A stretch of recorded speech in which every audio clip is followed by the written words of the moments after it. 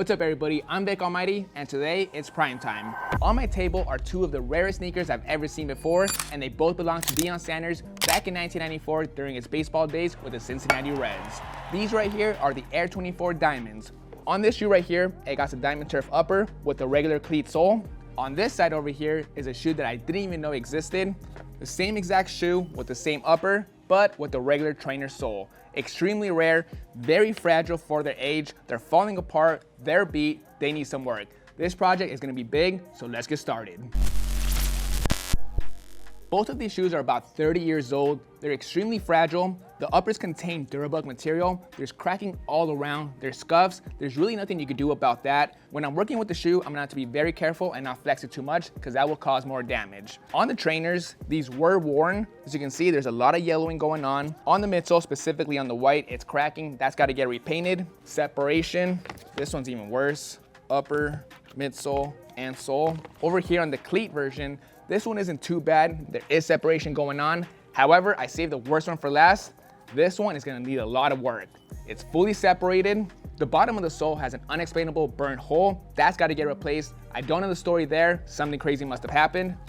It damaged the upper as well. Not too bad, but the toe box got burned as well. Again, these shoes are 30 years old. There's only so much I could do with these materials that are breaking down. The idea for this restoration is presentation. Let's get to work with deconstruction.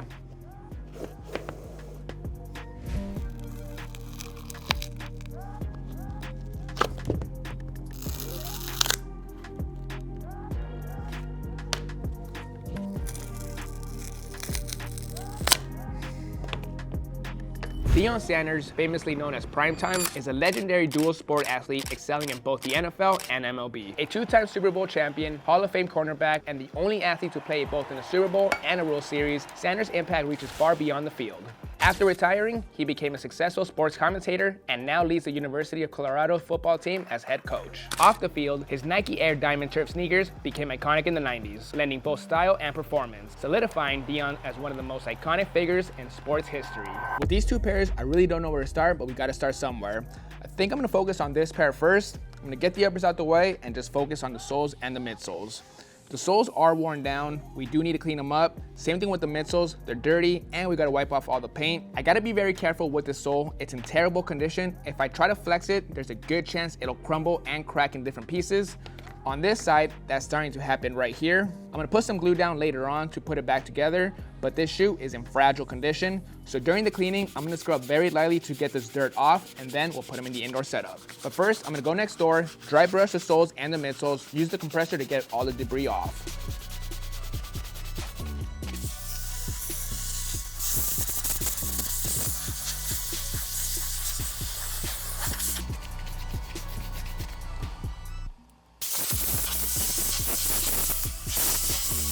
All right, let's get on to some prep work.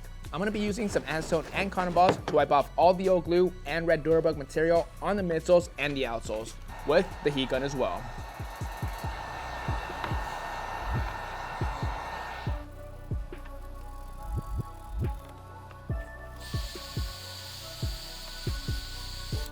Same thing I did with the soles, I'm doing to the midsoles. I gotta get all the old glue off. Same thing with the red Durabug. This one's a bit more messier. I'm also gonna be wiping off all the cracked white paint. When I'm applying heat to the midsole to remove all the old glue, I can't apply too much because it can shrink the midsole and there's no going back from that.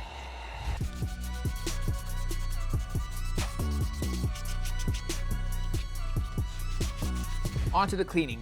We gotta get these outsoles as clean as possible. As you can see all over the crevices, there's a bunch of dirt. I am gonna be using the brass bristle brush. It should do the trick. The only thing is, I'm gonna scrub hard, but not too hard to where I can cause more damage, like this crack. And then I'll be using the medium bristle brush for the midsoles. Let's squirt some solution into our bowl of water to get it going.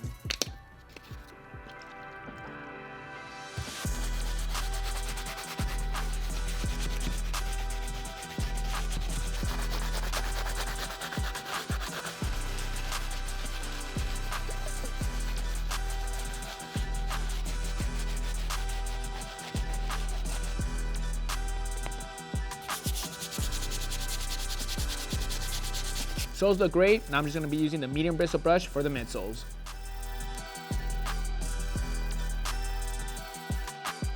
Cleaning is complete for now.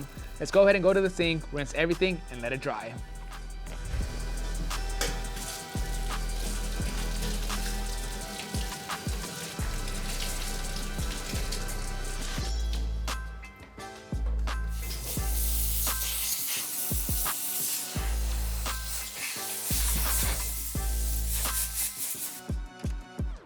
All right, these are fully dried. Next, we gotta get some of this yellowing off. I don't wanna get them back to brand new white. I'm gonna stick them in there as is, take them out tomorrow morning and see how they look. Let's put them in the Vick 2000.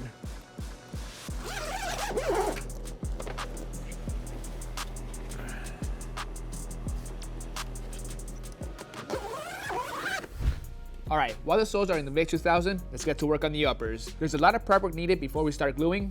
On the soles, there was a lot of red chunks from the Durabug material. You can see some of the missing chunks on the uppers. All of the red Durabug material that's still on the uppers needs to come off. If I don't, and I lay down glue over that and bond it onto the new sole, all of this is gonna peel off and the bond will be no good. So I'm gonna be using a blade to shave all of that off. The key is to not mess up the uppers. The uppers are very fragile. In some areas, there's already a lot of peeling going on, so it may not be perfect in some areas.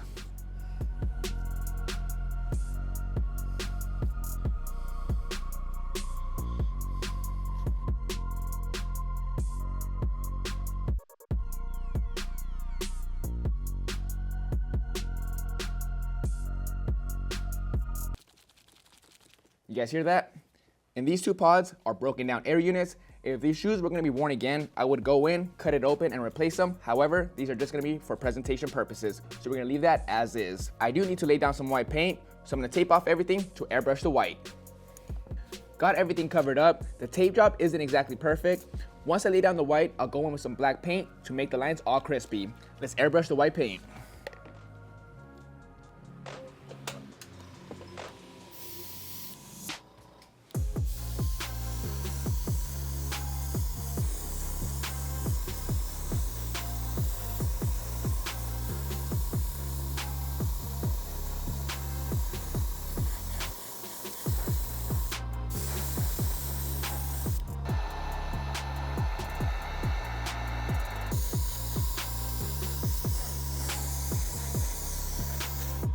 White paint looks nice and solid, only took about 5 coats. Now I'm gonna go ahead and take off the tape to get ready to lay down some glue. I'll come back to the touch-ups later. I'm gonna lay down some glue on the top portion and bottom portion of the midsole to start putting the shoe back together. I'm gonna be using Bar Super Stick for the glue job. As always, I'm gonna lay down a thin coat all around, let it cure for a couple hours, and then we'll stick everything together. I'm also gonna be laying down glue on the outsoles.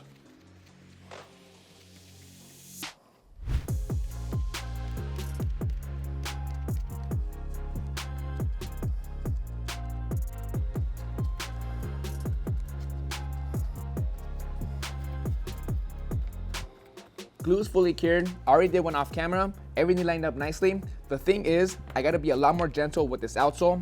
I can't really flex it, and on this one specifically, I gotta fill in the crack. Let's heat it up.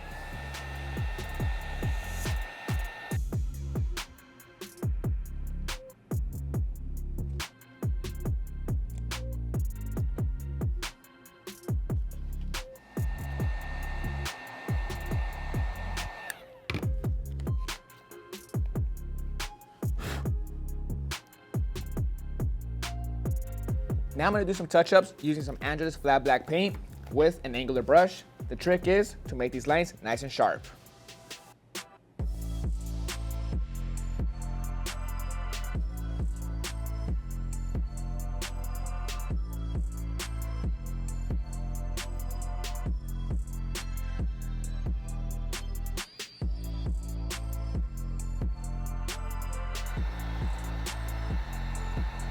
We're back to the uppers. Skiving is complete. Let's lay down some glue. Same thing I did with the midsoles and the soles. We'll lay down a thin coat all around. The trick is to not get any glue on the upper area. Typically, I try to avoid it anyways, but on this shoe, the Durabug is cracking, so I don't want to get any on there. I'm gonna lay it all down, let it cure for a couple hours again, and then stick everything together.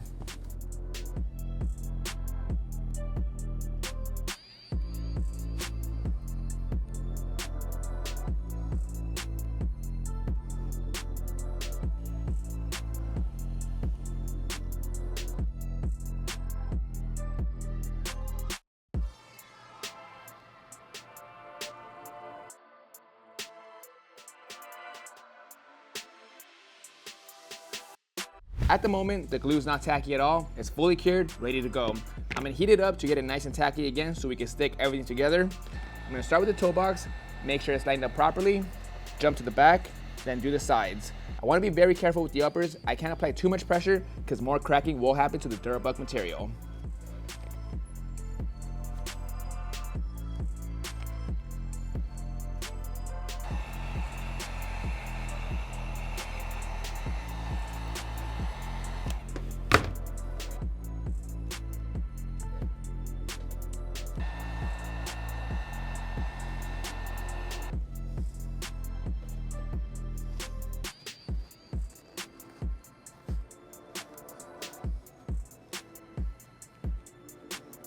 glue job is fully complete on this pair. That part's out the way. All that's really left to do is to clean up the uppers and do some paint touch-ups, but I'll do that later. Let's focus on the second pair. This pair is trouble. For the most part, the right shoe isn't too bad. It has similar issues to the first pair. The uppers are the exact same thing. They're dirty and they're cracking. There's separation as well. I gotta go in like the first time, using a blade, remove all the material, and with some acetone, clean up the sole to get it ready for the glue job. This one over here, I'm not even sure what I'm gonna do. Off camera, before I even started this project, I was starting to mess around with it. I'll show you guys the main issue first. The bottom of the sole, something happened at some point. These were in a fire. There's really no story behind it. On the sole, there's a huge burn crater. You can stick your finger through the sole into the upper. On the upper itself, there is some burn marks. The real issue is the sole. We want to get that swapped, so the only way to remove the upper from the sole was by slicing the upper. Typically, you don't want to do it this way, but the reason why I did it is because all around the edges, there's rivets. On the lasting board, there's rivets that are connecting to the sole. They're really close to the edge. There's 1, 2, 3, 4, 5, 6, 7, 8. 8 of them. That would have took forever to take off without damaging the uppers. So the idea is to finish removing all this stuff at some point. I am gonna remove this part of the sole and replace it with another piece. I just don't know how I'm gonna do it yet. I'm still trying to figure it out. I'm just gonna do what I know how to do, and that's some prep work. I'm gonna grab the blade and do some skiving on both shoes, and we'll figure it out from there.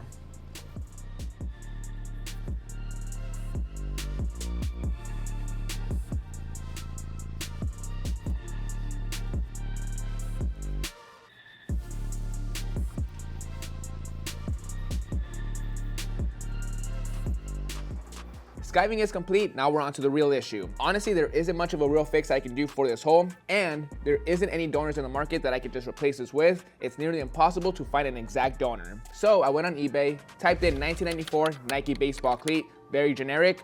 I wasn't expecting to find anything, but I did come across this shoe right here. It is a cleat, it's not the exact same, the upper's different, same thing with the midsole, but the sole is the exact same. I got extremely lucky with this find. I got it for like 40 bucks. This shoe is a size 9, way smaller than this cleat, but after measuring it up, the top portion is the exact same.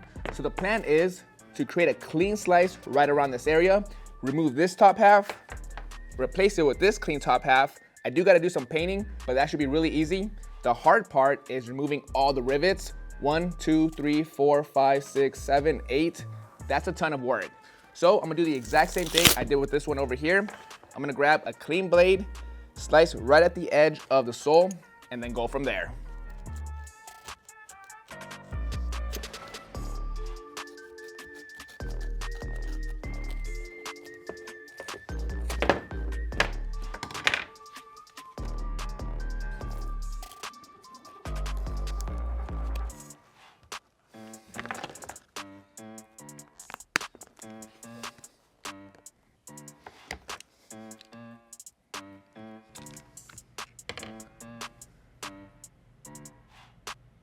Only 50,000 to go.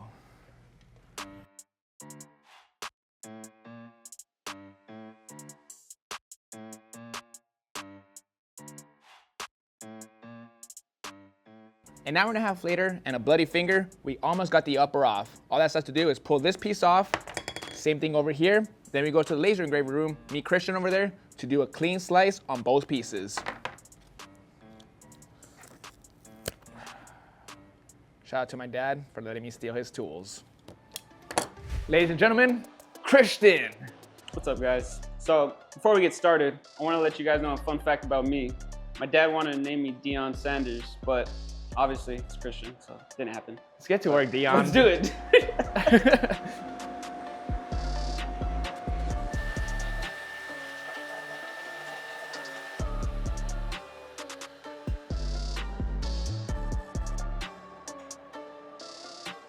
Did it work?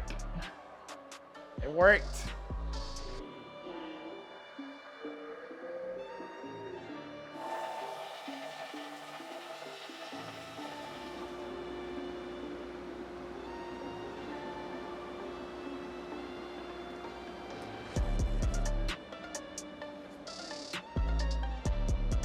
That looks good.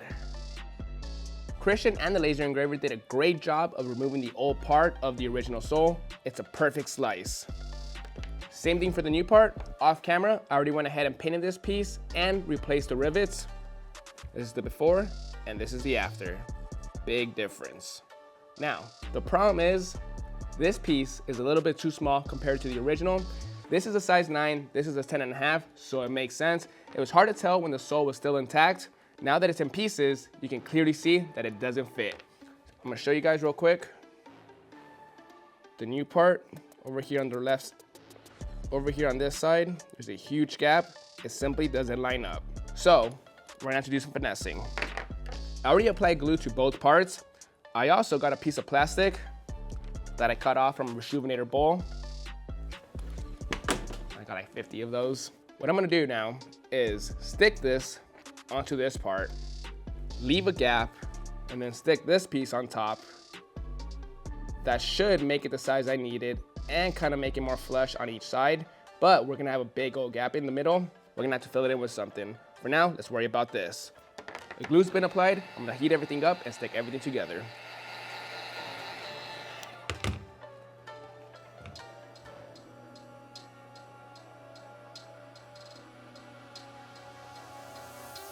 First piece is attached. Real quick, I gotta get this out the way. I got the midsole and the sole. I'm gonna stick both of these parts together. Glue's been applied. I'm gonna make sure everything lines up properly.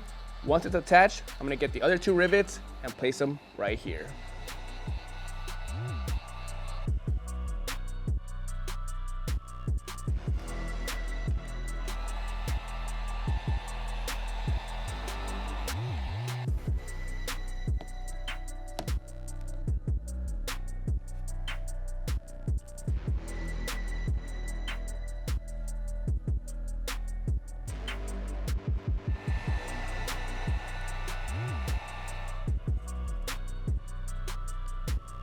Now to make it easier to fill in, I'm gonna add another piece of plastic to fill in the gap.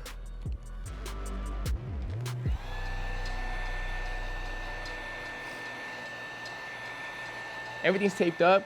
Let's go ahead and lay down some flex paste. It's basically a rubberized paste. Once it fully dries, it'll become solid. The trick is to get it nice and even, already taped around it. I'm gonna use a spatula to lay it down. Hopefully on this first coat, I can get it nice and even.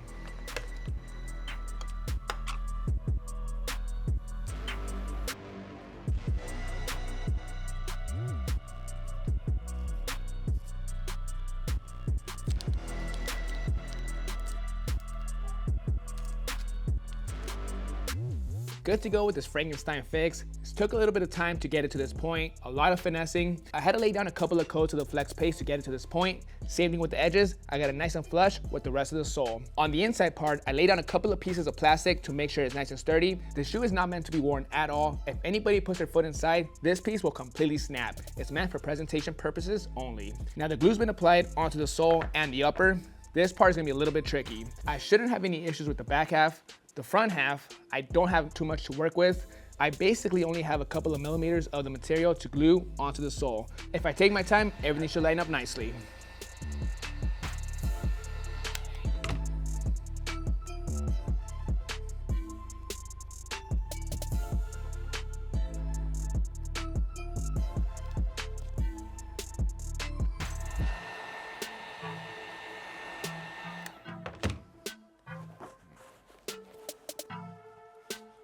All right, I think we're done with that process. It's not exactly perfect, but I'm really happy with it. It's shut closed. You can't even tell there was a nasty hole in the middle with the missing cleat.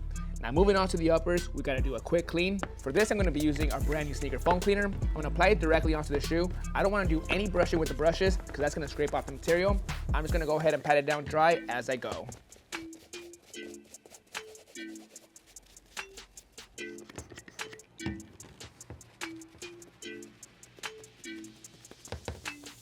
Foam cleaner did a good job cleaning up the sneaker. The red looks a lot brighter, it's not as dull. Now I still gotta go in and do some paint touch-ups all around the sneaker. I'm not trying to make it look perfect, but I'm definitely trying to make it more presentable and eliminate some of these deep cracks. For the gray, simple mix, I just got some light gray with a couple of drops of light blue to get this mix. As you can see, it's not as gray, it has a blue tint to it. For the red, I just mixed some red with a little bit of magenta. I'm just gonna go in with the paintbrush and do some touch-ups all around the bigger cracking.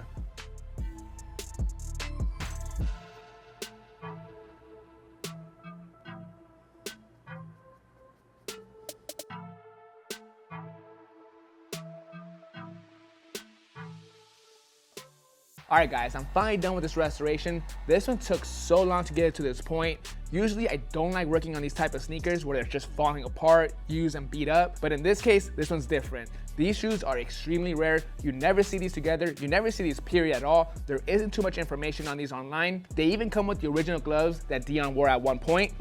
Right here, it has the exact same logo as the tongue on both sneakers. It's extremely rare to see all three of these together. Like I mentioned, both of these sneakers are player exclusives. At one point, they did belong to Deion Sanders. Now, I did find a quote from the original designer, Tracy Teague. He gives some information and shines some light on these sneakers. Check this out. Regarding the Air 24 Diamond, that was the last shoe I did for Deion. As most signature athletes go, Prime had kind of run his course. He had become difficult to work with, brand marketing, and saw his upside much differently than Nike upper management did. Regardless of the dynamics, the Air 24 Diamond was designed as a cleat only. I probably designed a trainer version, but quite frankly, I don't remember. Well, let me remind you, you did. The main feature was the lace cover containment strap. Deion liked to be locked in, so this was a different way to lock him down. Made a badass looking cleat and he loved it. Don't think we ever made a football version. We made red ones while he was with Cincinnati. There's pics around of him wearing them. The shoe went for retail per the East Bay catalog, but we didn't sell that many. It's a rare pair for sure. When he went to the Giants, we made a DT Max cleat. All the timing around this is pretty hazy. This is directly from Tracy Teague. He was designer for Nike. As far as the restoration goes, both of the sneakers did the exact same thing. I did a lot of work on the uppers to get it to this point. The foam cleaner brought back the vibrancy. Then with some paint touch-ups, we covered up all the scuffs on the red and the gray. We did a lot of prep work on the soles and the midsoles to get it ready for a glue job. Did some painting on the turf pair. This pair over here, one of them was okay. The second one, this one was trouble. I spent so much time to get it to this point. A lot of finessing. This was a Frankenstein restoration, and honestly, I'm pretty proud of it. It's almost to the point where you can't tell anything happened. These are ready to be displayed. Again, this is one of those projects that I'm just really happy to be done with, but I'm extremely proud on how they turned out. As always, you guys, you can find all our products at reshoeminator.com. Use promo code PRIMETIME20 to save 20% off for the next 24 hours. This is Vick Almighty. I'll catch you guys on Monday. See you guys.